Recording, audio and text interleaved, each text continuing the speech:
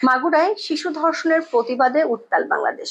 দোষীদের শাস্তির দাবিতে রাত জেগে আন্দোলন করেছে বিশ্ববিদ্যালয়ের শিক্ষার্থীরা। উঠেছে ডক্টর ইউনূসের স্বরাষ্ট্র উপদেষ্টার পদত্যাগের দাবিও।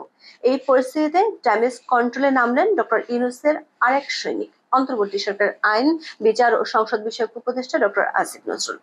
আমাদের বিশ্লেষণ হলো, সংবাদ সম্মেলনে বসে ডক্টর আসিফ নজরুল নিজেই আইনের গুরুতর লঙ্ঘন করেছেন। আবার ব্যাপক চাপের মধ্যে থাকা সরকারের পক্ষ থেকে জনতুষ্টির যে পরিকল্পনা তিনি হাজির করেছেন তা ধসিয়ে দেবে বিচার ব্যবস্থাকে। তাতে বিচারের নামে তৈরি হবে প্রহসন। আসিফ নজরুলের নতুন অধ্যাদেশ তৈরি করবে নতুন ফ্রাঙ্কেনস্টাইন।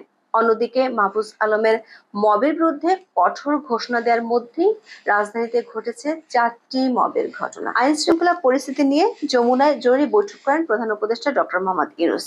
এরপর আলোচনার সিদ্ধান্ত জানাতে আইন মন্ত্রণালয়ে সংবাদ সম্মেলন করেন আইন উপদেষ্টা আসিফ নজরুল, স্বরাষ্ট্র উপদেষ্টা জাহাঙ্গীর আলম চৌধুরী এবং তথ্য উপদেষ্টা মাহফুজ আলম।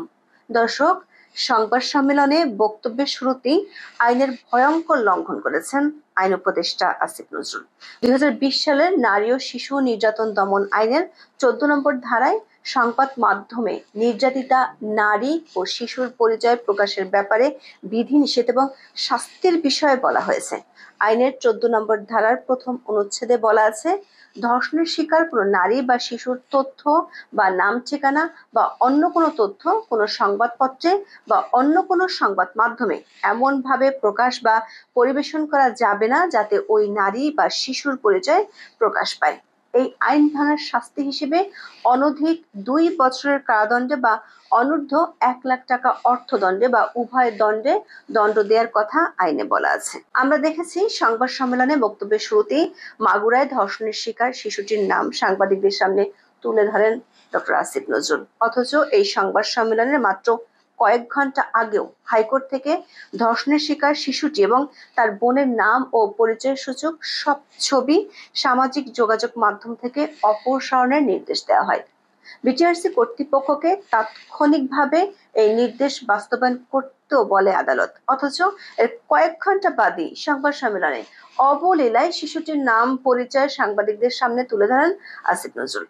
প্রশ্ন হলো, বেআইনি এবং শাস্তিযোগ্য এই কাজটি করে দেশবাসীকে কি বার্তা দিলেন খোদ আইন উপদেষ্টা?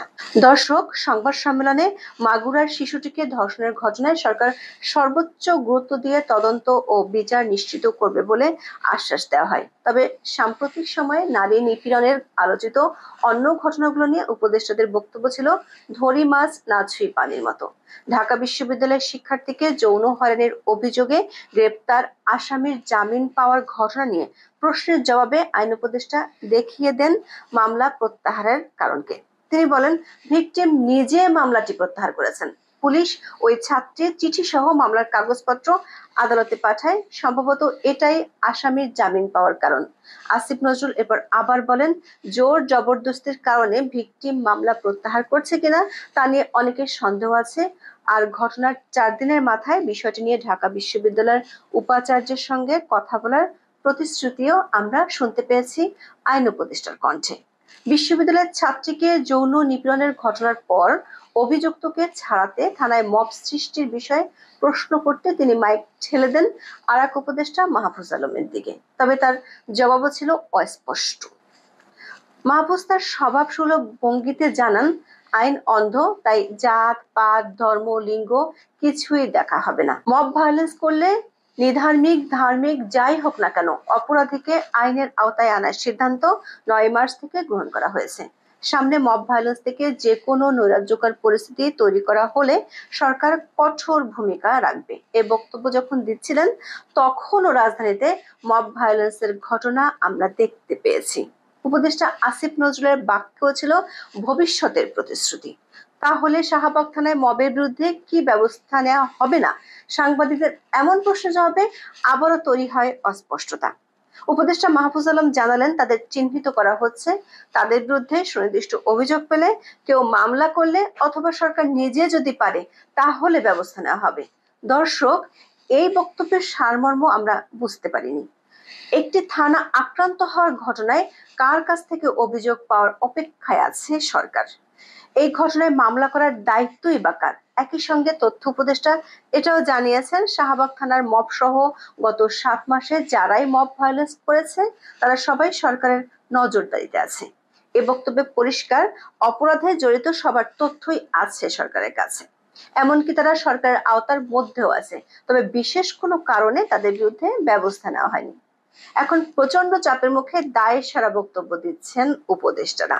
7 মাসের এইসব ঘটনার মধ্যে 5 ফেব্রুয়ারি বঙ্গবন্ধুর ধানমন্ডির 32 নম্বরের বাড়ি ও সারা দেশে 35 জেলায় আওয়ামী লীগের নেতাদের বাড়িতে অগ্নিসংযোগ ভাঙচুরের ঘটনায় এখনো কোনো মামলা হয়নি, এমনকি পুলিশ বা রাষ্ট্র কোনো আইনি ব্যবস্থা গ্রহণের কোনো উদ্যোগ নেয়নি।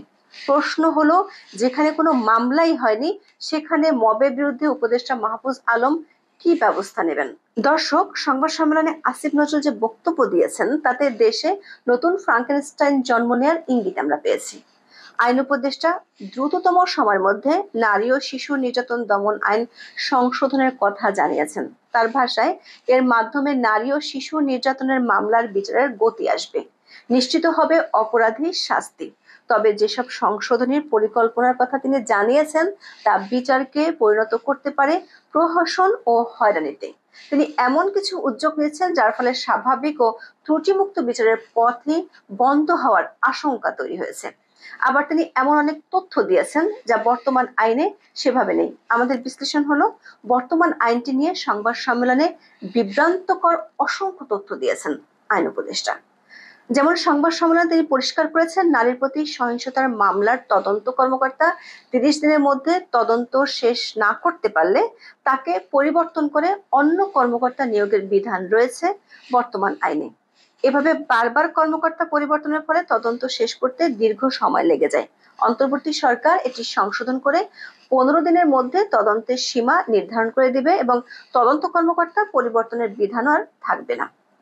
দর্শক, 2020 সালে নারী ও শিশু নির্যাতন দমন আইন পর্যালোচনা করে আমরা দেখেছি এই বিষয়টি নিয়ে আইন উপদেষ্টা একগুচ্ছ অসত্য ও বিভ্রান্তকর তথ্য হাজির করেছেন।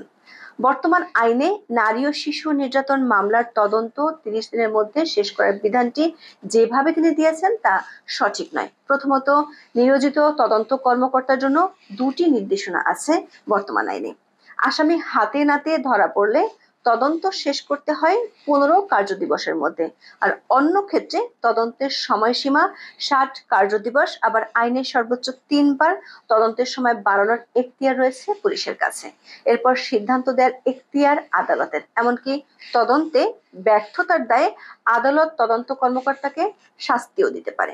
দর্শক, এই সংক্রান্ত বিধান আছে আইনের 18 ধারায়। 18 ধারার 1 অনুচ্ছেদে বলা হয়েছে, অভিযুক্ত ব্যক্তি অপরাধ সংগঠনের সময় হাতে নাতে ধরা পড়লে ওই তারিখ হতে পরবর্তী 15 কার্যদিবসের মধ্যে তদন্ত শেষ করতে হবে। 18 খ অনুচ্ছেদে বলা আছে, অভিযুক্ত ব্যক্তি অপরাধ সংগঠনের সময় হাতে নাতে ধরা না পড়লে ঘটনার তদন্তের আদেশ পাওয়ার তারিখ হতে পরবর্তী 60 কার্যদিবসের মধ্যে শেষ করতে হবে। আইনে বলা হয়েছে, প্রথম সময়সীমার মধ্যে অনুসন্ধান শেষ করা না গেলে তদন্ত কর্মকর্তা তার কারণ জানিয়ে অতিরিক্ত 30 কার্যদিবসের মধ্যে কাজটি করবেন। এরপর তিনি ব্যর্থ হলে ঊর্ধ্বতন কর্তৃপক্ষ অথবা আদালত তাকে পরিবর্তন করে নতুন কর্মকর্তা নিয়োগ দিতে পারবে। তবে সেই কর্মকর্তার জন্য আছে 2 ধরনের সময়সীমা। আসামি হাতে নাতে ধরা পড়লে আদালত যখন থেকে তদন্তের নির্দেশ দিবে তার 7 কার্যদিবসের মধ্যে এবং অন্য ক্ষেত্রে 30 কার্যদিবসের মধ্যে তদন্ত শেষ করতে হবে। আমাদের পর্যবেক্ষণ হলো, 18 ধারার এই শেষ দিকের অংশের 30 কার্যদিবস কি বিভ্রান্তিকরভাবে উপস্থাপন করেছেন আইন উপদেষ্টা। এমনকি আইনে বিভাগীয়ভাবে মাত্র একবার তদন্ত কর্মকর্তা পরিবর্তনের সুযোগ দেওয়া হয়েছে। এর পরের সিদ্ধান্ত দেওয়ার মূল এখতিয়ার আদালতের, সে বিষয়টিও আসেনি আইন উপদেষ্টার বক্তব্যে। দর্শক, তিনি বলেছেন, মাগুরার শিশুটিকে ধর্ষণের অভিযোগে আসামিরা হাতে নাতে আটক হওয়ার কারণে আইন সংশোধনের পর 15 দিনের মধ্যে তদন্ত শেষ করা সম্ভব হবে। অথচ বর্তমান আইনে এ ধরনের তদন্ত শেষ করার কথা 7 কার্যদিবসের মধ্যে। পরিষ্কার বোঝা যাচ্ছে আইন উপদেষ্টা আইনের লোক হয়ে আইনটি ঘেঁটেই দেখেননি। দর্শক, বর্তমান আইনে নারী ও শিশু নির্যাতন দমন আইনের মামলা 180 দিনের মধ্যে শেষ করার নির্দেশনা রয়েছে। তবে বাস্তবতা হলো, বিচারের ক্ষেত্রে বিচারকের এখতিয়ার সার্বভৌম। বিভিন্ন তথ্য প্রমাণের সন্তুষ্ট হওয়া সাপেক্ষে তিনি মামলার রায় ঘোষণা করেন। তাই 180 দিনের সময়সীমা মেনে রায় ঘোষণার বিষয়টি অনেক ক্ষেত্রেই ঘটে না।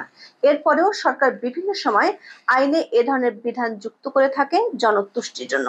অন্তর্বর্তী সরকারের আইন উপদেষ্টা এক্ষেত্রে আরো এক ধাপ এগিয়ে 90 দিনের মধ্যে বিচারের বিধান যোগ করার কথা বলেছেন। বর্তমান আইনে 180 দিনে বিচার শেষ না হলে আসামির জামিনের কথা রয়েছে, সেটিও তিনি তুলে দেওয়ার ঘোষণা দিয়ে বলেছেন, ধর্ষণের মামলার আসামিদের কখনোই জামিন দেওয়া যাবে না। তবে বিষয়টি ফৌজদারি কার্যবিধির 496, 497 ও 498 ধারার সাথে সাংঘর্ষিক কিনা সে প্রশ্ন এরই মধ্যে অনেকেই তুলেছেন। দর্শক, আমরা চাই প্রকৃত অপরাধীর দৃষ্টান্তমূলক শাস্তি, কিন্তু সেটি বদলে আইন উপদেষ্টার বক্তব্যে নতুন ফ্রাঙ্কেনস্টাইনের জন্ম নেয়ার আশঙ্কা তৈরি হয়েছে। 2018 সালে বিবিসি বাংলার এক প্রতিবেদনে বলা হয়, বাংলাদেশে উদ্দেশ্যমূলকভাবে প্রচুর নারী নির্যাতনের ভুয়া মামলা হচ্ছে। এতে পুলিশের বরাত দিয়ে জানানো হয়, 2017 সালে দেশব্যাপী 15,000-এর কিছু বেশি নারী নির্যাতনের মামলা হয়েছিল। এর মধ্যে প্রায় 4,000 মামলার ক্ষেত্রে পুলিশ তদন্তে কোনো প্রমাণ পাওয়া যায়নি। পাশের স্লাইডগুলোতে আমরা কিছু ভুয়া ধর্ষণের মামলার চিত্র তুলে ধরেছি। এমনও দেখা গেছে ঘটনা মিটমাট হওয়ার পরে মামলা তুলে নেওয়া হয়। দেখা গেছে প্রচুর মামলা রয়েছে যাতে পরিবারের একজন দোষী হলেও পুরো পরিবারকে জড়ানো হয়েছে। বিদ্যমান আইনে এ ধরনের মামলার বিচার 180 দিনে শেষ না হলে আসামির জামিন পাওয়ার সুযোগ রাখা হয়েছে। তবে আসিফ নজরুল যে আইন করে জনতুষ্টি অর্জন করতে চাইছেন, সেখানে মামলার বিচার অনন্তকাল চললেও বিচারিক আদালতে চাওয়া যাবে না জামিন। এমনকি ভুয়া অভিযোগে গ্রেপ্তার হলেও বছরের পর বছর থাকতে হবে কারাগারে। একরাশ বিভ্রান্তি ও আইনের মনগড়া উপস্থাপন আমরা দেখেছি পুরো সংবাদ সম্মেলনে। আইন উপদেষ্টা এক পর্যায়ে বলেছেন, তিনি দেশের জনগণের কাছে ক্ষমা প্রার্থী, কারণ তাদের অনেক ব্যর্থতা আছে। অবশ্য স্বরাষ্ট্র উপদেষ্টা বরাবরের মতোই জিরো টলারেন্সের কথা বলেছেন, যেমনটা শয়তান খোঁজা কর্মসূচির আগে বলেছিলেন। দর্শক, সজাগ হওয়ার আয়োজনে সত্য মিথ্যার বিপুল সমাহারে নতুন করে আতঙ্কিত আজ আমরা।